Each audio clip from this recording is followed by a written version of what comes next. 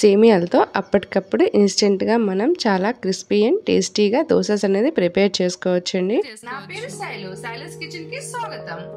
ముందుగా ఇలా mixie jar అనేది తీసుకొని దాంట్లో నేను ఇలా 1 కప్పు సేమియా అనేది వేసుకుంటున్నానండి. ఇలా వేసి మూత పెట్టేసి కొంచెం లైట్గా గ్రైండ్ చేసుకోండి. ఇలా గ్రైండ్ చేసుకున్న తర్వాత దీంట్లోకి ఏ కప్పుతో అయితే మనం సేమియా వేసుకున్నామో అదే కప్తో ఇక్కడ 1 కప్పు బొంబాయి రవ్వను కూడా వేసుకొని మూత పెట్టేసి ఇలా ఫైన్గా గ్రైండ్ చేసుకోండి. ఆ పైన ఇలా 1 కప్పు పెరుగు అనేది వేసుకొని కొంచెం వాటర్ కూడా వేసుకోవాలండి. ఇలా వేసుకొని మూత పెట్టుకొని ఇలా మంచిగా మెత్తగా పేస్ట్లా గ్రైండ్ చేసుకొని ఇలా ఒక బౌల్లోకి అయితే ఇలా షిఫ్ట్ చేసుకోండి. ఇలా వేసుకున్న తర్వాత ఇప్పుడు దీంట్లోకి టేస్ట్ తగ్గట్టు సాల్ట్ అనేది యాడ్ చేసుకొని కొంచెం మిక్స్ చేసి ఇంకొంచెం వాటర్ అనేది యాడ్ చేసుకొని చూడండి ఈ విధంగా పూర్తిగా మిక్స్ చేసుకోవాలండి.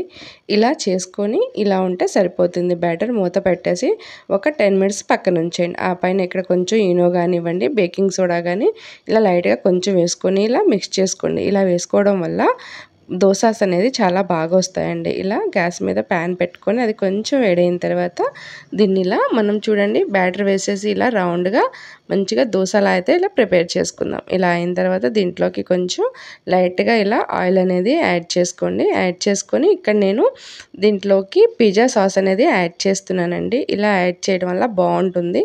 ఇలా యాడ్ చేసుకుంటే మనకి చట్నీతో కూడా పెద్దగా అవసరం ఉండదు. సో ఇలా యాడ్ చేసుకొని ఒకవైపు కాలిన తర్వాత ఇలా ఫోల్డ్ చేసుకొని చూడండి చాలా క్రిస్పీ అండ్ యమ్మీగా ఇలా దోశ అనేది రెడీ అయింది కదా. అలాగే మరో దోశను కూడా రెడీ చేసుకోండి. ఇలాగే అన్ని దోశలు రెడీ చేసి ఇలా వేడివేడిగా అయితే సర్వ్ చేసుకోండి. చూడండి నేను ఇక్కడ టమాటో కెచప్తో సర్వ్ చేశాను.